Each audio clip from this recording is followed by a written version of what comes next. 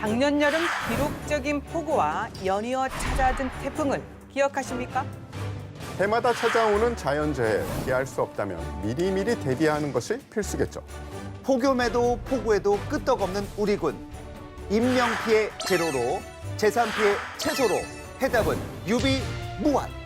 여름철 자연재난에 대비하는 우리 군의 대비태세 들여다보겠습니다. 궁금하면 국방 포커스.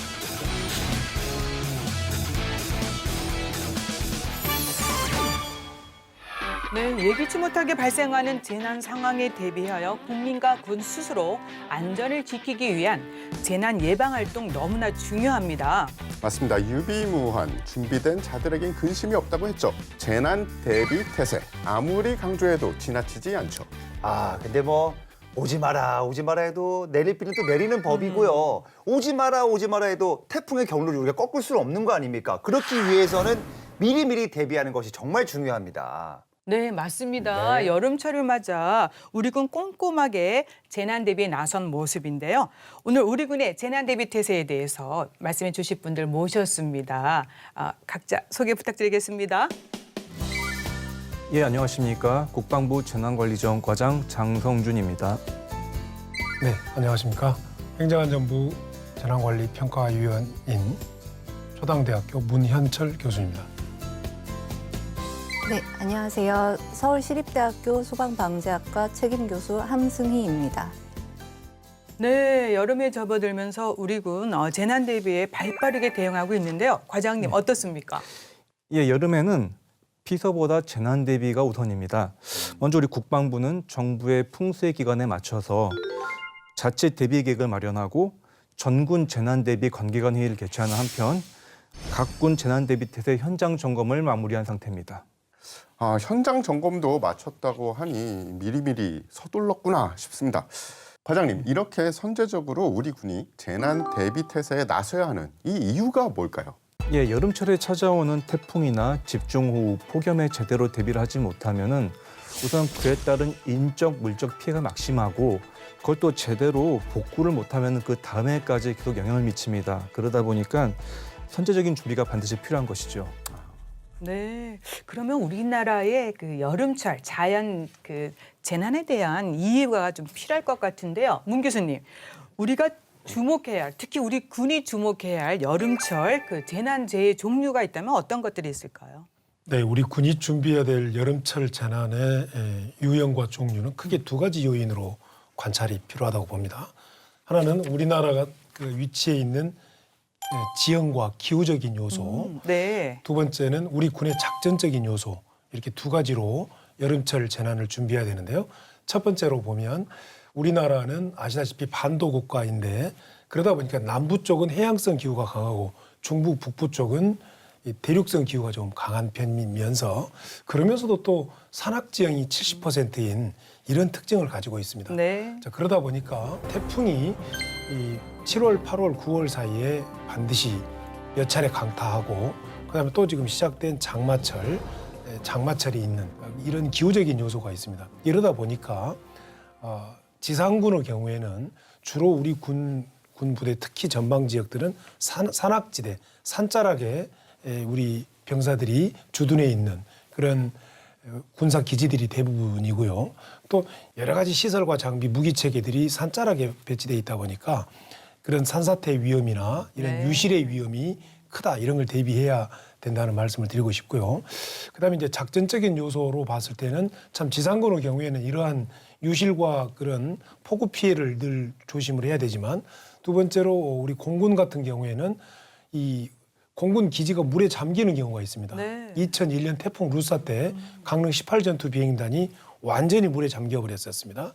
우리 해군의 작전적인 요소로서는 태풍이 불고 돌풍이 불 때 폭우가 쏟아질 때 우리 함정들의 항해 안전, 해상 작전에 있어서 항해 안전을 어떻게 담보할 것이냐 이것도 굉장히 중요한 준비 요소라고 생각이 됩니다. 네. 네네. 태풍이 정말 다 우리나라 쪽 반대쪽으로 빠져나갔으면 참 좋을 것 같은데 이게 쉽지가 않죠, 사실. 그러니까 여름철에 더 주의해야 될 것이 재난재해인데 이게 참 다양해요. 사실 뭐 여름철에 들이닥칠 이 재난을 우리가 피할 수는 없지 않습니까? 그렇기 위해서는 군의 사전 예방 활동으로 일단 피해를 최소화하는 것이 중요하지 않을까 생각이 듭니다. 예, 맞습니다. 네. 방금 전에 이제 문현철 교수님께서 말씀을 잘 해주신 것처럼 저희가 어떤 기후적 조건이나 그다음에 지리적 조건에 의해서 발생하는 자연 재난의 발생 자체를 막을 수는 없습니다. 그래서 예방 활동이라고 하면 보통 그 사회적 재난 의 경우에는 이제 발생 자체를 차단하는 것들을 예방 활동이라고 부르지만 자연 재난에서는 피해를 최소화하는 활동들을 이제 예방 활동이라고 부르고요.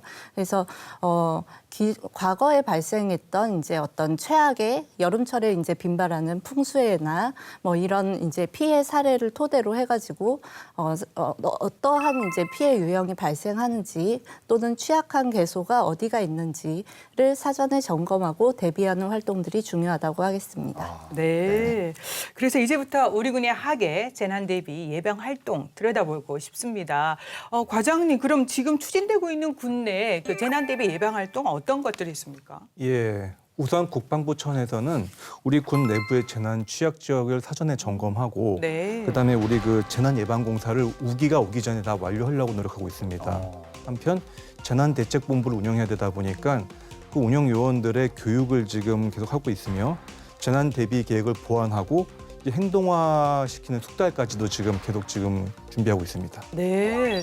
먼저 육군은 올해도 폭염으로 인한 인명 피해 제로를 달성하기 위해서 계절성 물자를 보급하고 이제 노후 장비 교체하면서 장병들의 임무 수행 여건을 지금 보장하고 있습니다. 해군은 태풍 대비 50일 작전을 추진하면서 이미 4월부터 현장 실태를 점검하고 미비점 보완하면서 하계 재난 대비에 만전을 기하고 있습니다. 그리고 공군은 기존에 보유하고 있던 기상 정보 체계의 능력을 좀 제고하기 위해서 이제 체계 기능을 개선해서 재난에 선제적으로 대응할 수 있도록 준비하고 있고요.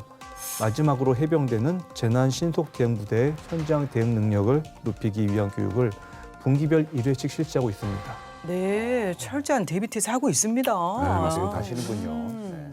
문 교수님, 재난 관련 교육 얘기가 나왔는데요. 이 재난 발생 시 큰 피해를 미연에 방지하기 위해 재난 대비에 있어서 장병들에게 실시하는 안전 교육의 중요성 어떻다고 보시나요? 아주 중요하신 지적인데요. 결국 교육을 통해서 생각이 변화되고 그 생각이 변화되면 시스템이 가동된다. 저는 이렇게 생각을 하는데요. 네. 지난해 그 육군본부에서는 전투준비안전단이라는 기구가 발족이 돼서 가동이 되고 있습니다. 저도 그게 이제 참여하면서 제가 이런 얘기를 했습니다. 재난 관리는 모든 군사작전의 기초이다. 네. 바꿔 말하면 이제는 우리가 군사작전의 패러다임이 바뀌어야 된다. 군사작전하면 뭐 포를 쏘고 뭐 레이더를 가동하고 뭐 이 작전 지휘를 하고 뭐 이른바 이런 작전만을 주 작전이고 나머지는 부수적인 걸로 생각을 했는데요. 이런 생각 자체가 아주 잘못됐다는 겁니다. 네. 재난을 관리하고 재난을 대비하고 재난을 예방하는 교육, 그래서 작전 중에 사고가 나지 않게 하는 거, 또 어쩔 수 없이 아까 함성희 교수님 말씀하신 것처럼 항상 발생하는 자연 재난으로부터 우리 장병들과 시설, 장비, 무기 체계를 보호하는 거, 이런 것들이 아주 중요하다라고 하는 것이죠. 그렇기 때문에 재난을 관리하는 군사작전 요소는 모든 군사작전의 시작이며 또 그러한 업무를 담당하는 그 교육과 또 그러한 업무를 참 재난관리를 담당하는 그런 파트들을 가장 중요시 여기는 이런 우리 군의 작전 문화가 형성돼야 된다, 이렇게 생각이 되고요. 여기에서는 대단히 그 중요한 핵심. 말씀하신 대로 네. 장병들에 대한 재난 예방 교육, 안전 교육입니다. 시작도 안전 교육, 끝도 안전 교육. 시작도 재난 예방 교육, 끝도 재난 예방 교육. 이것이 아주 중요하다, 이런 말씀을 드리고 싶습니다. 네. 교육이 철저하다. 예. 재난이 발생했을 경우 신속한 대처를 위해서는 이게 중요합니다. 재난 대비 매뉴얼을 작성하고 훈련하고 교육하는 게 정말 중요하지 않습니까, 교수님? 네, 네. 자꾸 맞습니다라는 말씀을 드리게 저 잘 많이 되는데요. 하거든요. 교육이 중요해요, 사실. 네, 교육하고 훈련하는 게 이제 중요한 것인 게 네. 사실 재난 상황이라는 것이 어떤 복잡하다, 그다음에 불확실하다, 다양하다, 이렇게 종합적으로 얘기를 해보면 잘 모르겠다. 네, 잘 모른다라는 거거든요. 그래서 그 피해가 발생했을 때 그 피해의 크기라든가 이제 규모에 따라서 굉장히 사람을 당황시키고 그것은 그냥 개인을 당황시키는 것뿐만 아니라 어떤 조직이나 단체에도 굉장히 당황스럽게 만드는 사태가 촉발될 수 있기 때문에 우리 재난 및 안전관리 기본법 이제 34조의 5에서는 재난관리 책임기관은 위기관리 매뉴얼을 이제 제정해서 관리하도록 하고 있고요. 법으로 돼 있구나. 네, 이 매뉴얼의 이제 종류로는 위기관리 표준 매뉴얼, 그다음에 위기 대응 실무 매뉴얼, 그리고 현장 조치 대응 매뉴얼 이렇게 세 가지 형태로 제시되어 있습니다. 그래서 국방부에서도 이러한 이제 매뉴얼들을 작성을 해서 각급 이제 부대들한테 보급을 하고 있으니까요. 이걸 기반으로 해서 다양한 상황에 대비할 수 있게끔 교육과 훈련을 통해서 이제 숙지하는 것도 중요한 측면이라고 할 수 있겠습니다. 네, 이제 여름철에 예상되는 재난 상황에 대해서 하나하나 짚어보고 싶은데요. 여름하면 우리가 꼭 빠뜨릴 수 없는 단어가 있죠. 무더운 날씨 아니겠습니까? 그렇죠. 그런데 흔히들 더위가 무슨 재난이냐라고 하는데 문 교수님, 폭염이 계속되는 상황, 이거 재난에 들어가지 않습니까? 그 재난일 거예요, 진짜. 네. 그죠? 사실은 과거에는 폭염이란 말을 쓰지 않고 안 왔어요. 무더위라 그랬지. 무더위 네. 맞아요. 예전에 무더위라고 했어. 뭐 또 뒤에서 언급이 되겠지만 작년에 54일간의 폭우 맞아요. 그런 폭우 때문에 폭우 장마 때문에 많이 왔어요. 쌀값이 50%가 급등한 거 아세요? 보통 20kg 쌀 한 가마에 4만 원 정도 돼요. 그죠. 지금 6만 원이에요. 그만큼 그 폭우 장마로 벼가 많이 죽어버렸다는 얘기죠. 그래서 이제 말씀드리고 싶은 것은 이런 그 이 폭염을 조금 다른 관점에서 생각해 볼 필요가 있는데 자꾸 제가 그 베트남이나 이런 열대지방하고 비교해서 그런지 모르겠어요. 그 베트남 가보면 뭐 38도, 40도 그런데 우리보다 더 습하잖아요. 정말 숨을 못 쉴 정도의 정말 견딜 수 없는 이른바 폭염인데 거기에 비하면 우리나라는 좀 덜하다 이런 생각이 들어요. 단 주의할 점은 이렇게 몸 컨디션이 안 좋거나 노약자이시거나 특히 노인분들이 뜨거운 땡볕 아래서 일을 하면 들에 나가서 일을 하신다거나 그러면 또 위험나. 또는 뭐 이렇게 청소하시는 분들이 아스팔트가 뜨거운 그런 데 가서 청소를 하신다거나 뭐 이런 것을 좀 막아야 되지 않겠냐 이런 생각이 들고요. 또 어떤 의미로는 폭염이 발생한 상태에서도 군사적 위기 상태가 발생하지 않습니까? 그죠. 근데 이렇게 폭염이라고 해서 다 군사 훈련을 중단해 버리면 뜨거웠을 때 공격이 왔을 때 어떻게 할 거냐. 전 이것도 걱정이더라고요.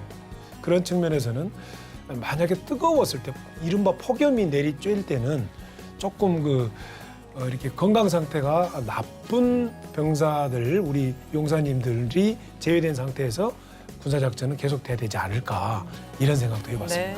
저는 교수님 의견에 살짝 동의를 하지 못하겠는 게 제가 이라크 동남아 이 덥다는 데는 다 갔잖아요. 게다가 전쟁 때니까 방탄복 입고 정말 덥다고 생각을 했거든요. 근데 지구 온난화되고 요새 이 한국의 기온이 그 덥다는 이라크 동남아랑 뭐 그렇게 큰 차이를 못 느껴요. 그래서 폭염은 폭염입니다. 그래서 아주 건강한 사람들도 뭐 저보다 더 덩치 큰 미군도 푹푹 쓰러지고 그랬거든요. 그래서 폭염에 대한 뭔가 대비는 있어야 된다고 생각을 해요. 그래서 과장님, 이 폭염특보가 내려졌을 경우 우리 군에서 이 제대별로 장병들을 위해 마련된 대응 지침 이런 것들이 있나요? 예, 있습니다. 교육훈련이나 이제 장비 물자, 시설 급식 등 또 대민 지원까지 포괄해가지고 전 분야에 대해서 이제 대응 지침을 마련했습니다. 그리고 그 대응 지침에 따라서 세부적으로 이제 챙겨야 될 것들 확인하고 주체해야 될 사항들 가지고 이제 그 체크리스트까지 만들어놨거든요. 예를 들어 가지고 온도 지수가 너무 높다, 가령 32도가 넘어간다 그러면은 야외 활동을 통제하거나 그다음에 교육훈련의 시간이나 방식을 조정하는 거, 뭐 기타 뭐 그런 사항들이죠.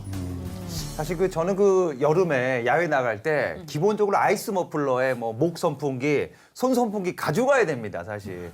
근데 사실 우리 장병들 폭염이라고 해서 이 나라 지키는 경계 태세나 뭐 훈련 이거 허술하게 하면 안 되지 않습니까? 그러기 위해서는 우리 장병들을 위해서 뭐 여름에 필요한 장비나 뭐 물자 지원 이거 준비 잘 돼야 되거든요. 뭐 반바지나 뭐 샌들, 군복을 그렇게 만들어야 되는데 준비돼 있습니까? 이거 어떻게 돼 있습니까? 네.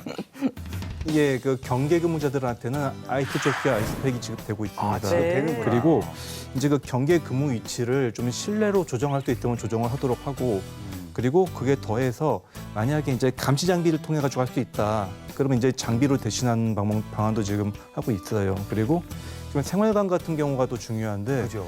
이제 여기 온도를 낮춰주기 위해서 스프링쿨러를 설치하거나 이제 그 태양광을 차단하기 위한 인삼천 보급하고 이런 일들 하고 있습니다. 군에 자식을 보낸 부모님들의 마음은 어떻겠습니까? 사고 없이 무사히 임무생 잘 마치고 집에 돌아오기를 이제 소원하는 거 아니겠습니까?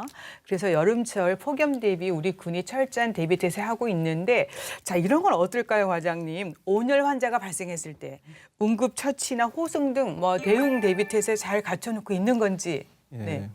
그러니까 부대 활동 중에 이제 또 응급 상황이 발생할 수 있는데 그에 대비해서 온열 손상 처치 키트라는 거를 분대 단위로 이제 보유하게 했습니다. 네. 이 키트는 그 아이스팩이랑 얼린 물수건, 그다음에 얼린 물, 그다음에 일회용 산소키 이렇게 구성되어 있는데 일단은 응급 상황 발생 시 이제 군의관이나 구급차가 오기 전에 비상 조치를 할 수 있게 하는 거죠. 당연한 얘기지만 모든 교육 훈련 중에는 구급차와 의료인원 즉 군의관이 이제 같이 동참하게 돼 있기 때문에 네. 만약에 교육 훈련 중에 뭐 상황이 발생하면은 바로 의료시설로 이제 보낼 수가 있는 거죠. 너무 걱정 안 해도 되겠습니다. 네, 맞습니다. 근데 함 교수님, 이 밖에 또 폭염이 이어질 경우에 예상되는 문제점들 어떤 것들이 있을까요? 폭염이 만약에 장기화된다고 했을 때는 뭐 예상되는 문제점들이 굉장히 다수 있는데요.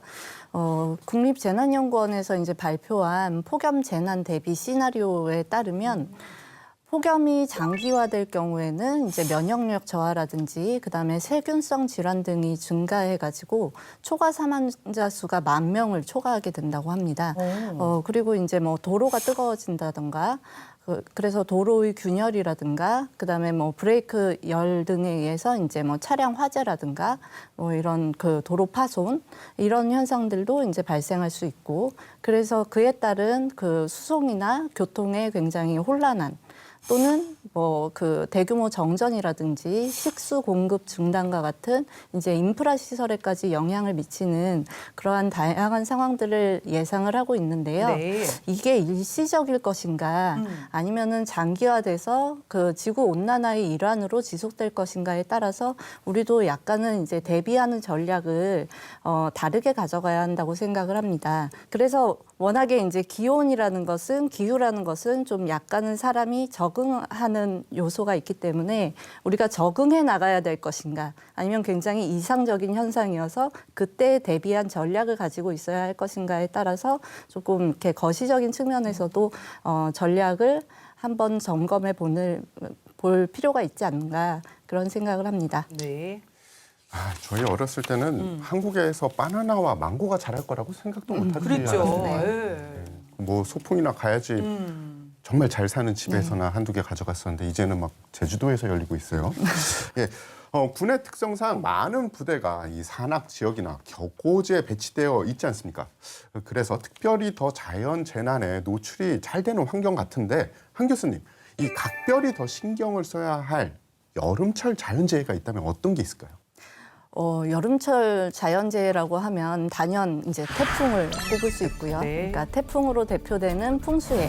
우리나라에 이제 태풍이 오는 습례하는 시기가 아무래도 이제 장마철이 지나고 이제 오다 보니까 어떤 지반이 취약해진 상태. 그래서 이제 산악 지역의 경우에는 어떤 토사재해라든지 아니면 산사태라든지 사면 붕괴라든지 이렇게 굉장히 2차적인 이제 피해의 양상이 나타나는 그러한 재난들이 있고요. 그다음에 격오지의 경우에는 말만 들어도 그냥 고립되기 쉬운 또는 어떤 인프라 시설과의 접근이 어려운 그래서 풍수의 피해를 입었다고 했을 때 이제 고립될 가능성이 있다거나 뭐 또는 그 부대에서 이제 취급하는 어떤 군수 물자의 유형에 따라서는 이런 풍수의 피해로 인해서 이제 유실될 우려가 있다거나 그래서 민가에도 피해를 뭐 확대시킬 가능성이 있다거나 여러 가지 피해들을 예상해 볼 수 있습니다. 그래서 네. 이런 부분들은 이제 재난이 발생하기 전에 이제 5월 중에 대부분 국방부를 중심으로 해가지고 어떤 현장 점검이나 대비 조치들이 잘 이루어지고 있으니까요.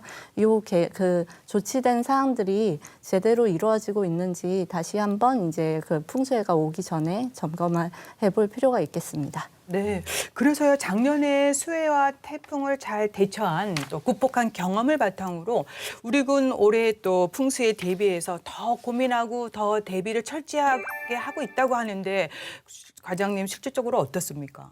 예, 작년 같은 경우 정말 거의 풍수에 거의 극한을 보게 됐었는데 네, 그 덕분에 이제 어찌 보면은 그 전에는 미처 식별되지 못했던 위험 요소들도 파악하고 데이터들도 좀 확보를 했습니다. 그래갖고 이를 바탕으로 저희 이제 그 재난 대비 계획을 보완하고 좀 더 구체화해서 올해는 좀 더 확실하게 대응할 수 있게 그렇게 좀 준비를 하고 있습니다.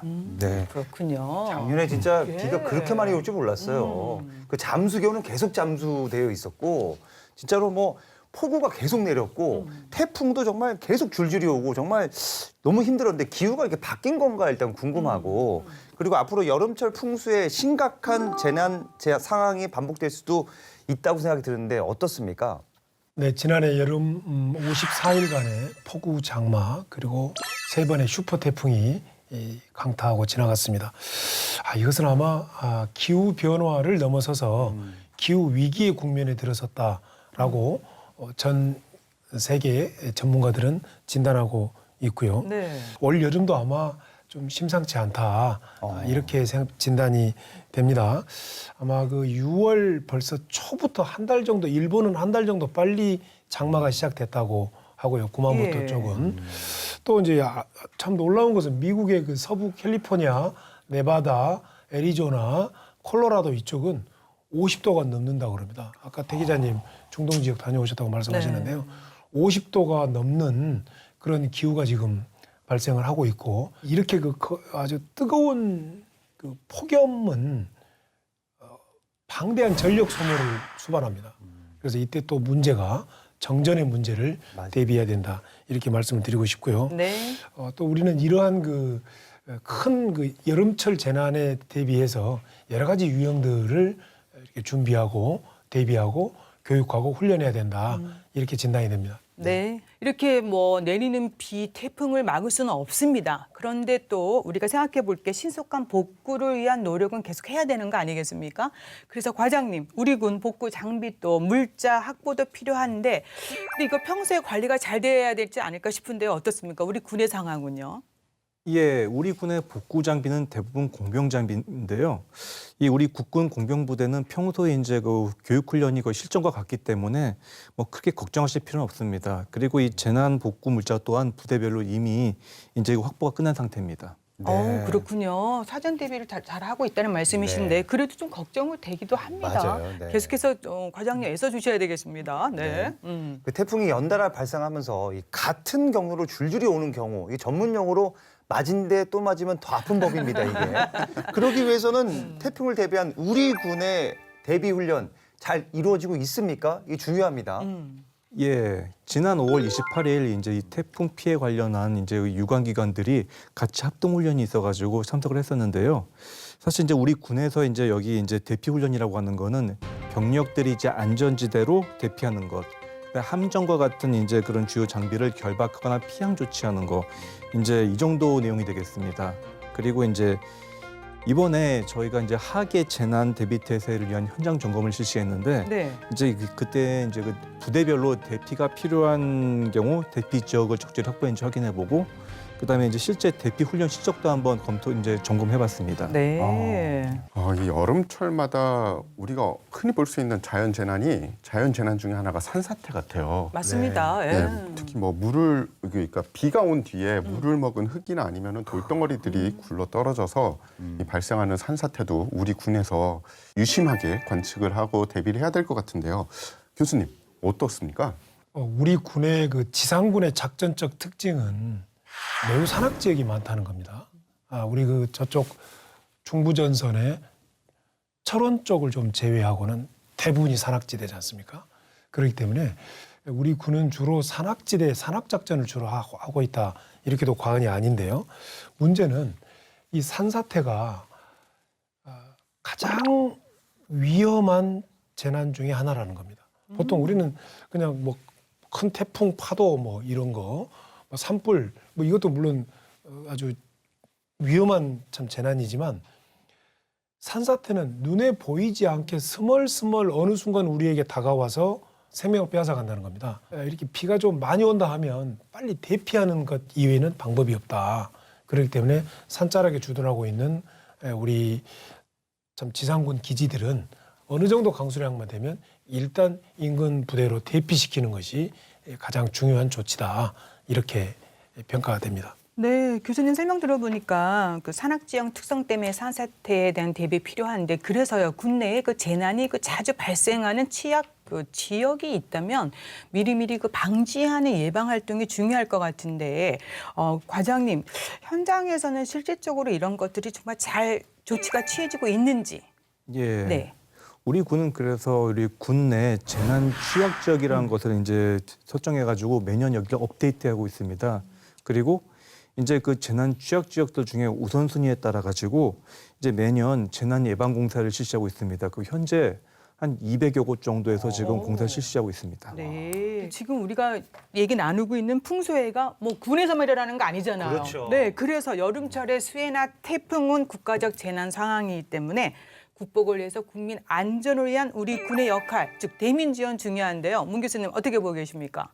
네, 우리 재난 및 안전관리 기본법에서는 좀 재난이 발생했을 때 지자체장이 우리 군부대에 지원 요청을 하게 되면 특별한 경우가 아닌 이상 이렇게 지원에 응해야 된다. 이런 네. 규정이 지원해야 되는구나. 법률화되어 있어요. 그래서 말씀드리고 싶은 것은 우리 군은 우리 군부대 내에 재난 관리하고 또 말씀하신 것처럼 대민 지원하는 네. 이렇게 크게 두 가지 역할로 나눠집니다. 그래서 참 재난 관리 책임 기관으로서 우리 군부대 내의 장병과 무기체계 시설 장비들을 보호해야 되는 그런 군의 역할이 있고 또 하나는 우리 국민들이 부대 인근에서 큰 재난이 발생했을 경우에 이렇게 대민 지원하는 이런 역할들이 있게 되는데요.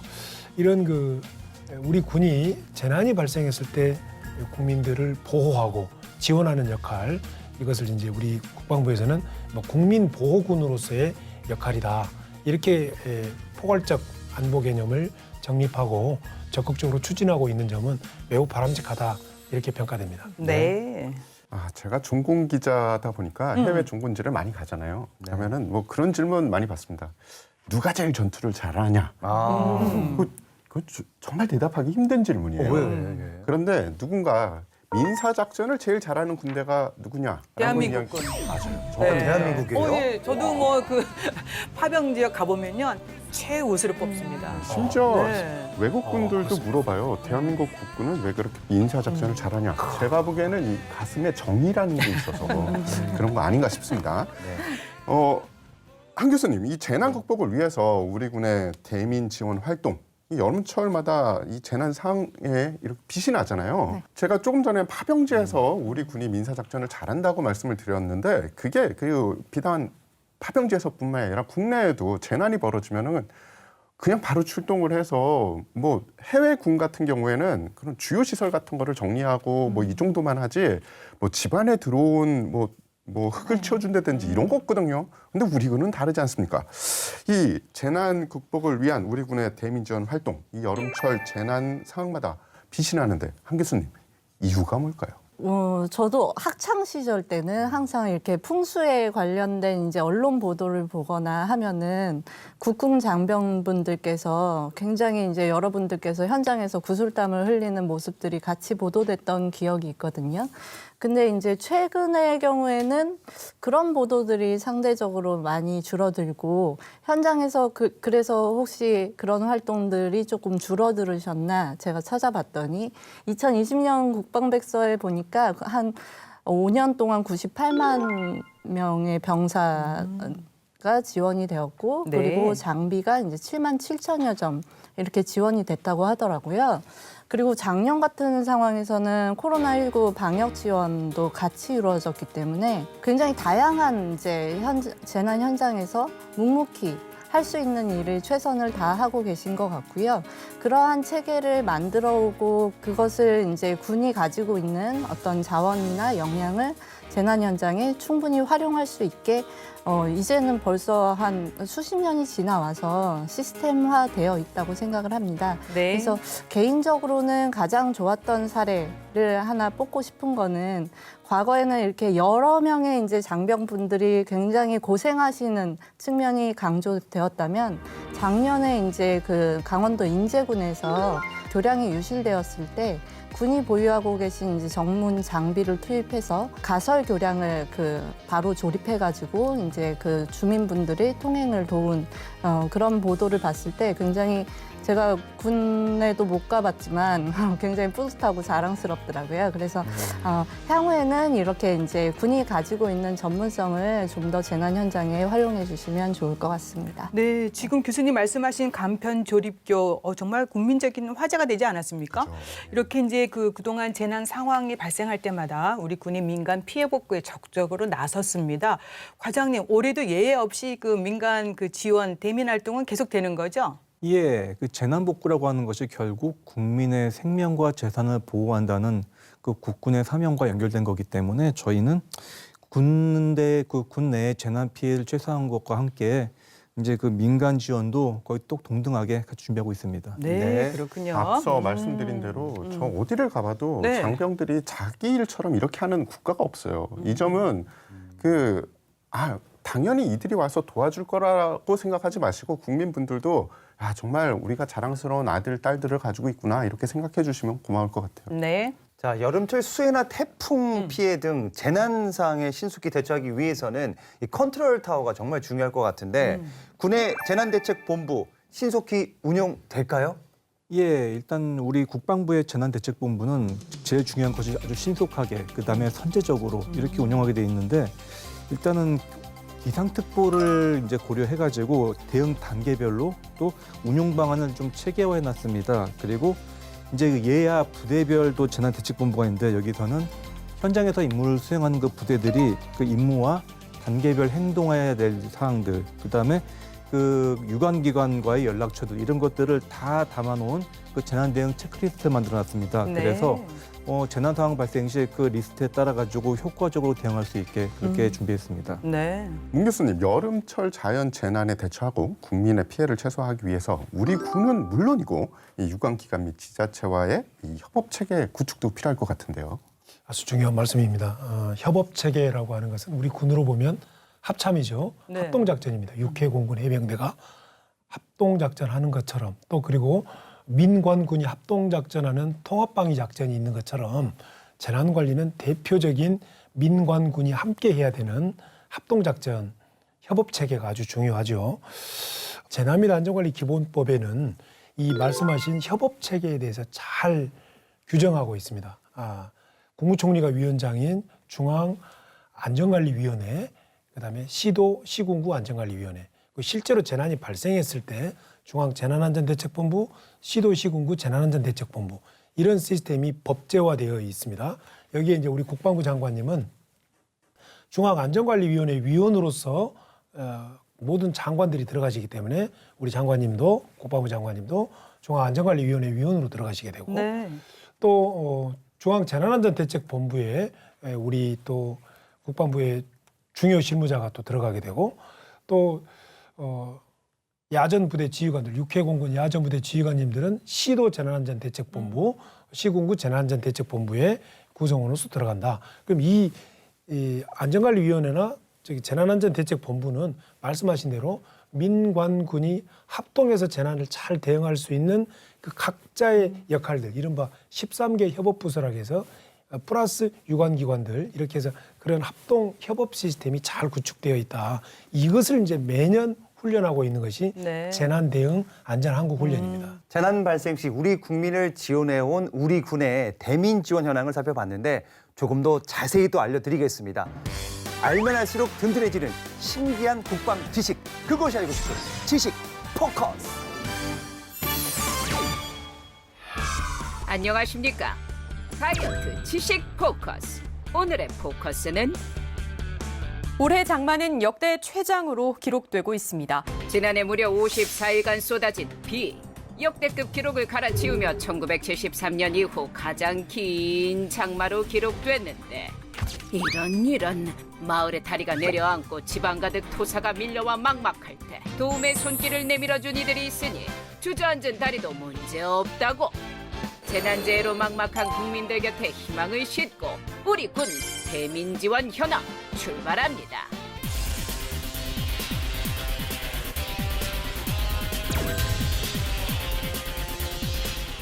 국군은 국민의 생명과 재산을 보호하고 나아가 국제 평화 유지에 이바지함을 그 사명으로 한다. 재난재해로 인한 피해가 점점 증가하고 있는 요즘 국민의 생명과 재산을 지키는 재난복구 지원 활동 역시 군의 주요 임무로 자리매김했는데요. 그렇다면 지난 5년간 우리 군이 어떤 작업에 투입됐는지 우리 군 대민지원 현황 함께 알아볼까요? 5년 전인 2016년 9월 경주 지역에 규모 3.5의 여진이 발생했습니다. 당시 육군 54단 장병들이 파손된 기와 지붕을 보수하는 등 대민 지원에 나섰는데요. 다음 달 10월 태풍 차바와 겨울엔 조류 독감이 덮치는 대형 재난에 총 10만여 명의 병력이 투입됐습니다. 그렇다면 2017년도에는 어떤 일이 벌어졌을까요? 11월 포항에서 발생한 지진으로 대규모 피해 발생. 육군 54단과 해병대 1사단을 중심으로 각종 장비와 인력, 긴급 물품 지원이 신속하게 진행됐습니다. 당시 기습적으로 발생한 대지진의 지역 주민들 그야말로 대혼란 겪었지만 물심양면으로 돕는 우리 장병들 덕분에 모두가 한마음 한뜻으로 위기를 극복했습니다. 집중호우와 조류 독감 등 대형 재난 카오스에 약 12만 명의 장병이 투입된 다사다난했던 한 해였죠. 전 세계인의 환호 속에서 성황리에 막을 내린 평창 동계올림픽.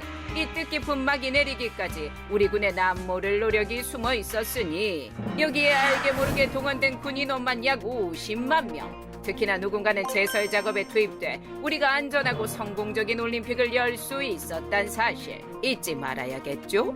또한 태풍 차바와 피라피론 등 대형 재난에도 적극 대응한 것은 물론 같은 해 7월 라오스 댐 붕괴 사고와 10월 인도네시아 지진에도 군용 수송기를 이용해 해외 재난에 긴급 구호 물품을 지원한 자랑스러운 우리 군입니다.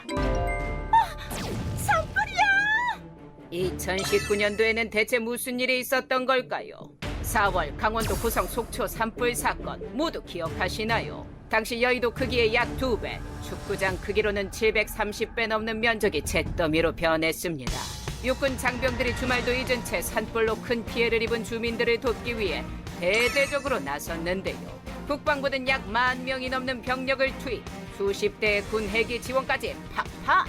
2019년을 대표하는 대민지원 일화로 꼽을 수 있습니다.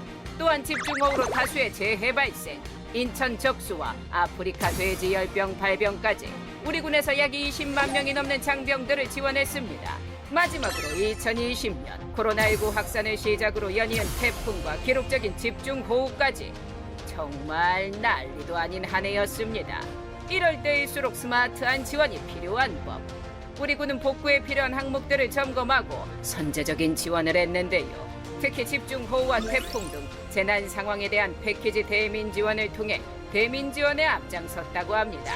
작년에는 코로나19 확산을 차단하기 위해 방역 의료 인력 지원과 장마 태풍으로 인한 피해 복구 인력, 아프리카 돼지열병과 조류 인플루엔자 확산 차단까지 무려 58만여 명의 병력을 지원했다고 하니 이 정도면 우리 군 아낌없이 주는 나무군 그렇지 않습니까? 국가적 재난이 발생하는 곳이면 그곳이 어디든 국민들 곁으로 달려갑니다. 그 결과 최근 5년간 98만여 명의 장병들이 국민의 생명과 안전을 지키는 데 앞장섰는데요. 대민 지원은 단순히 재난재해 현장에서 피해를 복구하는 일을 하는 게 아니라 어려운 이들에게 삶의 의지와 희망을 전해주는 일. 올 하반기 부디 대형 재난재해가 우리 국민의 생명과 재산을 위협하지 않길 바라며 국민 곁엔 늘 국민을 위한 국군이 함께합니다.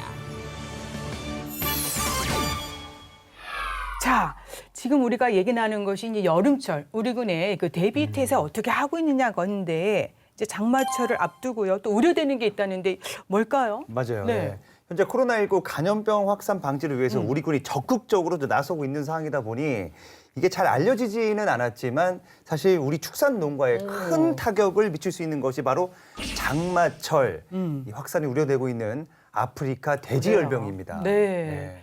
많은 국민들이 이미 알고 있습니다. 여름철만 되면 아프리카 돼지열병 맞아요. 확산 차단을 위해서 우리 군이 방역에 열심히 나서고 있습니다. 굉장히 적극적이지 않습니까? 과장님, 실태 어떻습니까?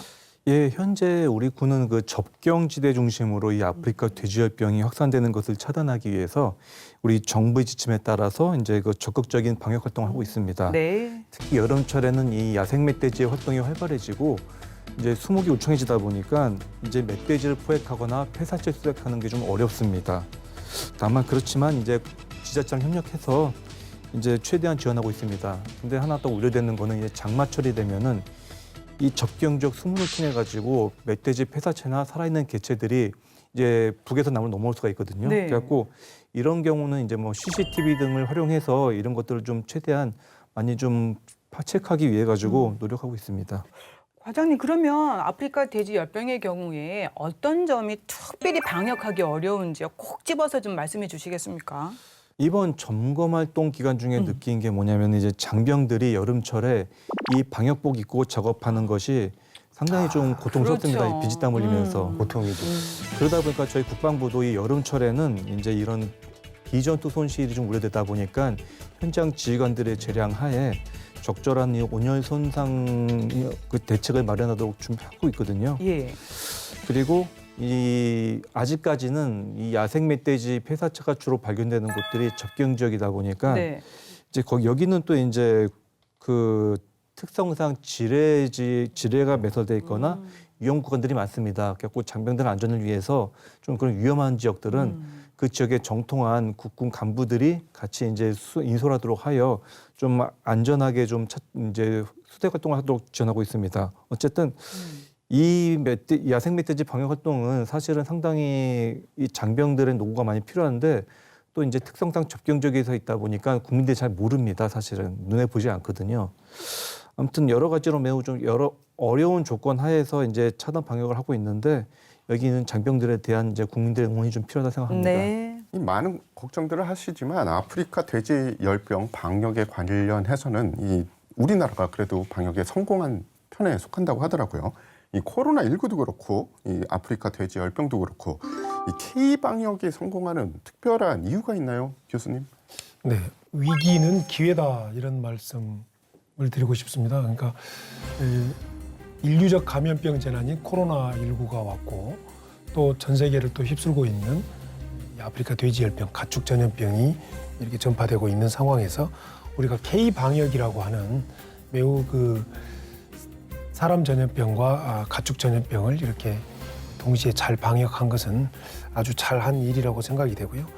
아까 그 지역 체계 말씀하셨는데 협력 체계, 농림부, 환경부, 국방부 이 또 협력 체계 가동도 또 남다른 그런 비결이 아니었냐 이렇게 생각이 됩니다. 네. 그러니까 이제 아프리카 돼지열병의 경우에 이제 비무장지대에 서식하고 있는 그 야생 멧돼지가 지금 감염원이 되고 있습니다. 그래서 이제 이게 정말 주범이 네네. 야생 멧돼지여가지고 또 걱정도 되고 문제도 되는데 안타까운 현실이기도 합니다. 맞습니다. 제가 궁금한 게 이 발병 지역에 이제 출입한 사람은 한동안 외부로 못 나오는 건지 일단 궁금하고 예. 그리고 방역과 관련한 물자 보급 등도 중요할 텐데 어떻게 이루어지고 있는지도 궁금합니다.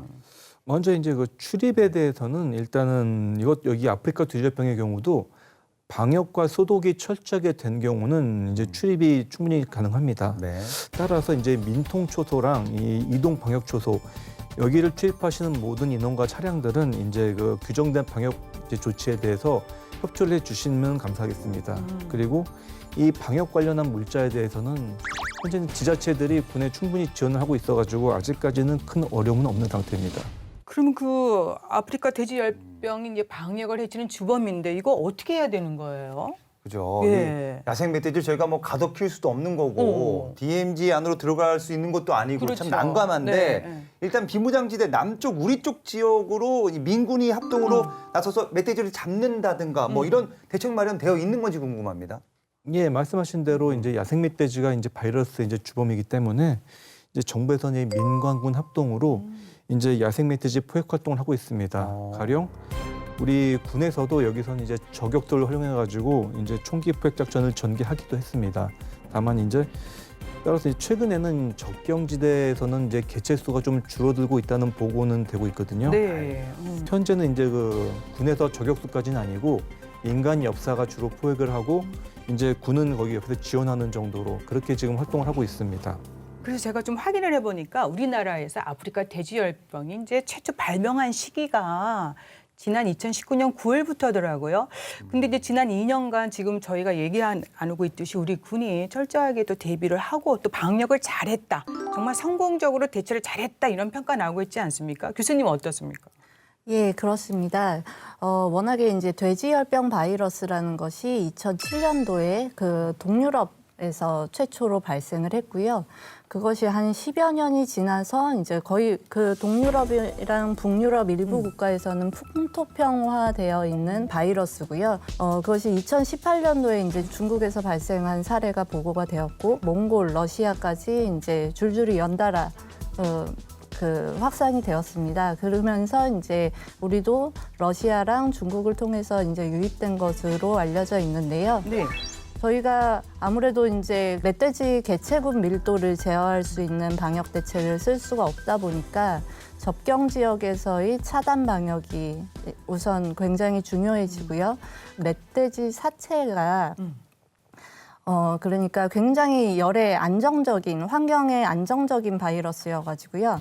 4도씨 미만에서는 뭐 한 일주일간 바이러스가 살아있고, 그다음에 수개월간 냉동사체의 경우에는 수년 동안도 바이러스가 살아있는 것으로 이렇게 보고가 되고 있습니다. 그리고 멧돼지 사체에서 이제 뭐 그 벌레라든가 많은 이제 다른 생물들이 있잖아요. 이런 것들을 통해서도 넘어오기 때문에 우리 군에서 이렇게 멧돼지 사체의 수색과 제거 활동을 굉장히 선제적이고 적극적으로 잘 하시지 않았다면 아마 이 접경 지역 외로도 이미 충분히 확산이 되고도 남았을 시기인데 아무래도 방역에 굉장히 성공한 우수한 사례라고 볼 수 있겠습니다. 네, 우리 군인 노고에 감사드리고 싶습니다. 네, 예. 태 기자님 지금 우리가 이제 하계 우리 군의 그 재난 대비 태세에 대해서 얘기 나누고 있는데 기자님 생각에 가장 중요한 게 뭐라고 생각하십니까? 저는 신속한 대응 그리고 확실한 사후 강평이라고 봅니다. 아, 그렇군요. 네. 예. 뭐 법인을 잡느냐 마느냐도 사실 이 초동 수사가 정말 중요한데 네네. 실제 재난 상황에서도 이 피해를 최소화하기 위해서는 현장에서 즉각적인 초동 조치 참 중요할 것 같다는 생각이 듭니다. 네. 그래서 문 교수님 정말 그 재난 발생 현장에서 초동 대처, 신속한 대응 중요하잖아요. 그렇습니다. 예, 예. 어떻게 해야 될까요? 네, 이건 앞서 말씀드렸던 것처럼 교육을 통해서 체득화되어 있는 것이 가장 중요하고요.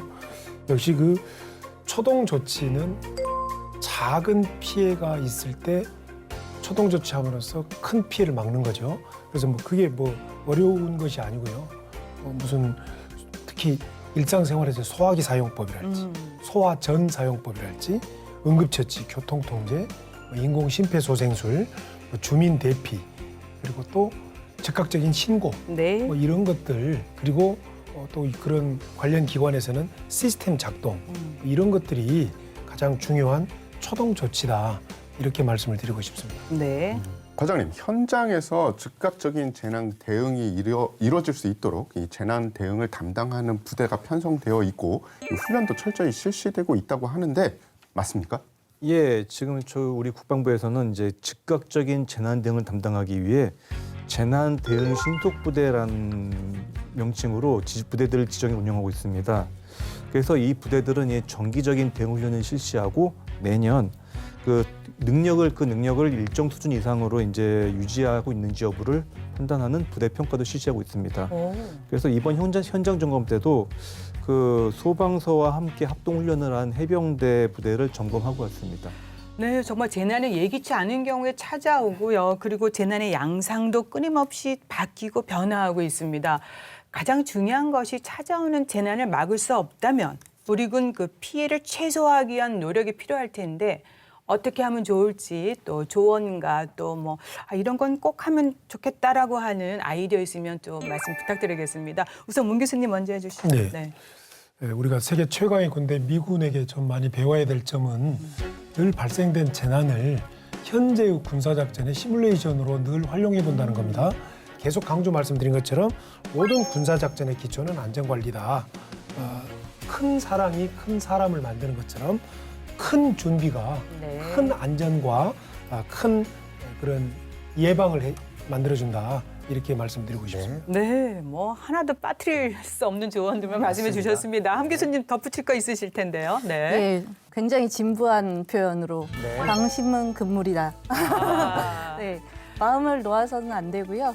네, 항상 대비하고 점검하고 확인하는 것만이 어떤 피해를 최소화하는 그 유일한 대책인 것 같습니다. 네. 그래서 방심은 금물이다 한 말씀 드리고 정리하고 네. 싶습니다. 자, 우리 과장님은 저기 그 우리 군의 재난 대비 태세 한마디로 정리해 주시고 다짐 좀 부탁드리겠습니다. 네. 네. 예, 우리 군의 재난 대비 태세는 함께 준비, 함께 극복입니다. 각 군과 소통하면서 그 이제 현장의 어려움을 수렴하고 함께 이제 힘을 모아서 슬기롭게 대처해 나가도록 하겠습니다. 아유, 좋습니다. 네. 예기치 못하게 발생하는 여름철 다양한 재난의 선제적 대응, 그리고 예방 활동, 그리고 사후 신속한 처리와 복구 지속적으로 이루어져야 되겠습니다. 과장님 계속해서 애써주시고요. 오늘 도움 말씀 잘 들었습니다. 고맙습니다. 그 어떤 재난 상황이 닥치더라도 모두가 안전할 수 있도록 우리 군은 철저한 재난 대비 태세를 갖추겠습니다. 국민들의 생명과 재산을 수호하기 위하여 군 장병의 생명과 안전을 지켜 건강하게 가족에게 돌려보내기 위하여 우리 군의 재난 대비 태세 이상 없습니다. 함께 인사드리겠습니다. 국방에 대한 모든 것 국방 포커스.